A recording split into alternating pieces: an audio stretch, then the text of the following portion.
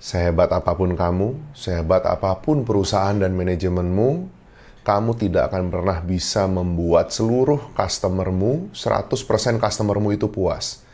Akan selalu ada kritik dan komplain di setiap perjalanan bisnismu. Apa solusinya?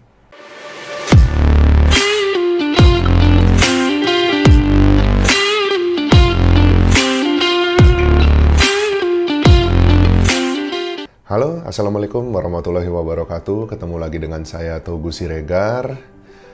Pada video kali ini, saya ingin membahas mengenai saran, kritik, atau komplain dari customer.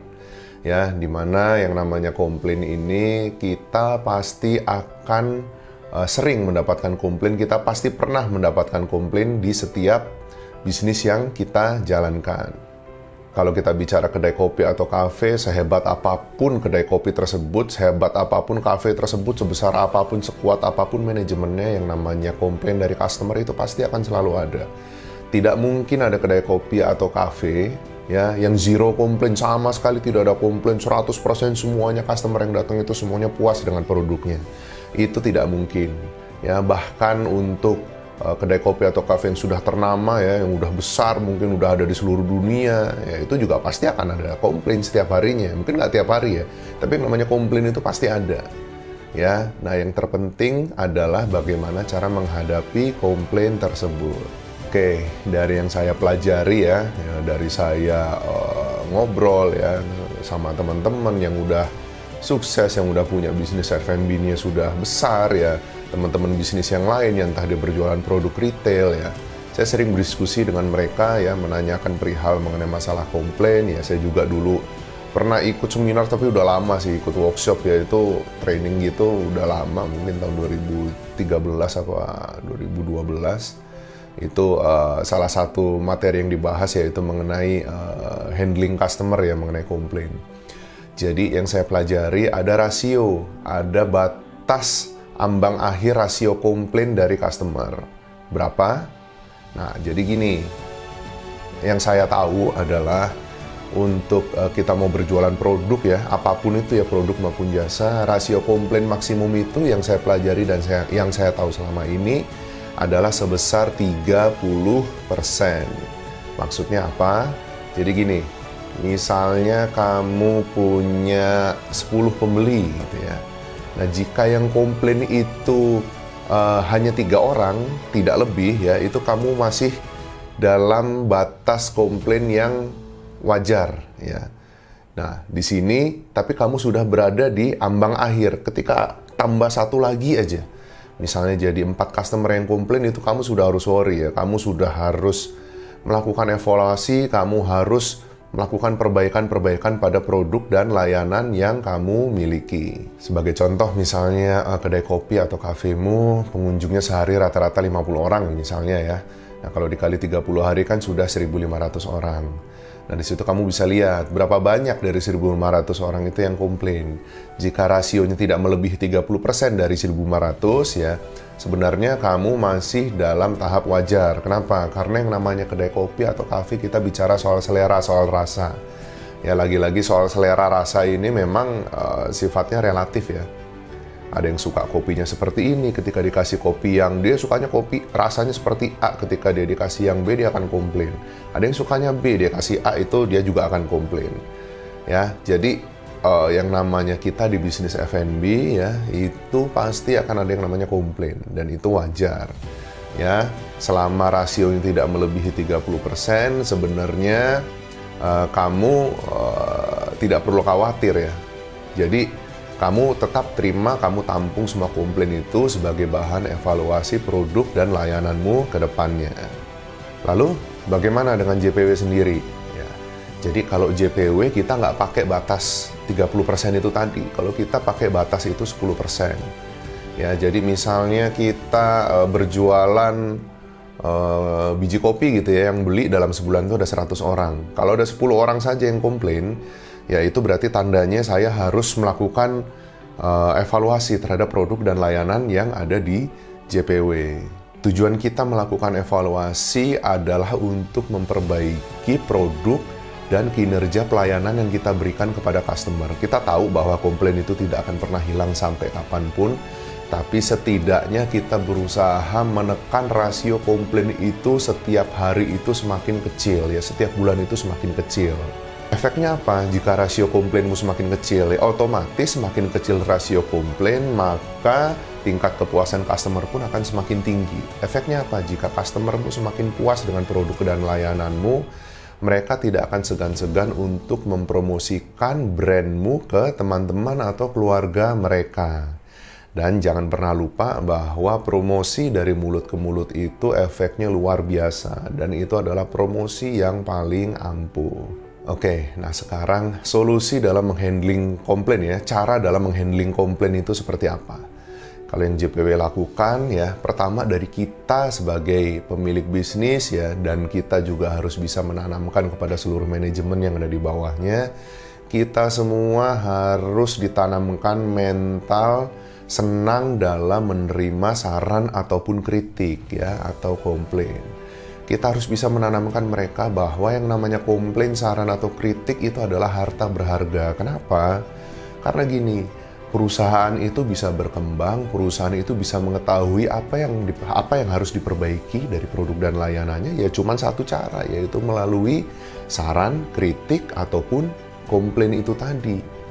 Jadi, ya kamu sebagai pemilik bisnis harus punya jiwa lapang dada yang besar gitu loh. Jadi kamu jangan tinggi hati, kamu tidak terima kalau dikomplain, kalau dikritik, nggak boleh kayak gitu.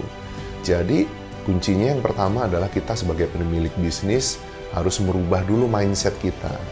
Ya, jangan pernah down, jangan putus asa ketika kamu menerima komplain. Ya, justru kamu harus senang, itu sebagai bahan evaluasi kamu untuk perbaikan bisnismu, kedai kopi atau kafemu ke depannya. Komplain itu bisa macam-macam. Yang pertama, komplain itu bisa dari produk kita. Misalkan kalau untuk kedai kopi atau kafe, yaitu menunya mungkin ya. Mungkin makanannya kurang enak, atau kopinya atau minuman lainnya kurang enak ya. Biasanya kalau makanan itu komplainnya ya, kalau makanan ataupun minuman ya, yang paling sering dikomplain itu adalah delivery-nya yang lama. Ya, udah ditunggu sekian puluh menit tapi makanan atau minumannya tidak datang-datang. Lalu setelah delivery biasanya yaitu dari rasa. Ya, kalau kopi misalnya misalnya kopinya terlalu pahit lah atau terlalu asam. Ya, pahit dan asam ini memang relatif sih ya. Ya, di sini ini PR kamu ya untuk mengetahui bagaimana racikan yang pas ya, yang bisa rasa yang bisa ada di tengah-tengah, yang bisa masuk ke semua kalangan untuk customer yang ada di daerah kedai kopi atau kafemu berada. Kalau makanan biasanya dari segi rasa juga ya, itu juga pasti ada sih, misalnya terlalu asin atau terlalu pedas, atau porsinya terlalu sedikit, atau misalnya makanannya tidak sesuai dengan yang ada di foto menu. Ya, itu biasanya komplain-komplain kayak gitu selalu ada. Jadi kamu ketika menerima komplain itu ya harus diterima dengan lapang dada dan kamu harus siap untuk mengevaluasi. Lalu kalau dari segi pelayanan, biasanya komplain itu datang dari waiter. Misalnya waiternya tidak mengerti product knowledge, jadi ketika ditanya bingung. Waitersnya itu biasanya kurang senyum, ya mukanya jutek. Atau waitersnya lama datangnya, ketika dipanggil tidak langsung datang, atau ya tidak ramah lah intinya sama customer. Ya, komplain dari segi pelayanan pun biasanya ya itu hal-hal seperti itu. Nah, di sini tugas kamu sebagai business owner adalah gimana caranya kamu bisa mendapatkan informasi sejelas-jelasnya, sedetail-detailnya ya semua komplain dari customer, lalu kamu lakukan evaluasi terhadap komplain tersebut. Prinsip yang JPW pegang adalah semua saran, kritik, dan komplain itu kami selalu menganggap itu sebagai harta karun. Kenapa? Karena kami sadar betul dengan saran, kritik, dan komplain itu kami jadi tahu bagian mana yang lemah dari bisnis yang sedang JPW jalankan. Ya, jika bisnismu isinya selalu pujian-pujian saja, ya, padahal kita sendiri tidak tahu pujian itu apakah benar seperti itu, atau jangan-jangan pujiannya itu palsu karena nggak enak sama kita misalnya, karena dia teman kita, atau customer itu udah deket sama kita, dia ada komplain, dia nggak berani ngomong gitu ya. Jadi kalau kami menganggap yang namanya pujian itu adalah bonus ya. Jadi kami menanamkan mental bahwa ketika dipuji ya kami tidak terbang terlalu tinggi lah ya. Maksudnya ya biasa-biasa aja, semua orang seneng pasti dipuji ya. Tapi ketika kita mendapatkan komplain, kita harus menganggap itu sebagai harta karun. Bagaimana caranya JPW mendapatkan data komplain dari customer ya? Kita pernah melakukan, kita memberikan form komplain di kasir. Ya, jadi setiap ada customer ya yang makan di JPW, di mejanya tuh kita selalu kita kasih yang namanya form saran dan kritik ya. Penilaian-penilaian tentang menu dan layanan yang ada di JPW. Ya, itu kita setahun pertama itu kita melakukan itu ya. Lalu yang berjalan sekarang kita tidak melakukan itu lagi ya. Yang kita lakukan adalah kita sekarang menggunakan aplikasi WiFi yang ketika customer itu ingin login ya, dia harus mengisi beberapa data dan juga mengisi saran atau kritik atau masukan ya untuk cafe, untuk JPW Cafe and Resto. Jadi sebelum mereka login, mereka harus mengisi data dulu ya, mengisi form review dulu ya sebelum mereka login. Nah itu kita semua database-nya lengkap, jadi kita tahu apa sih sebenarnya keluhan dari customer.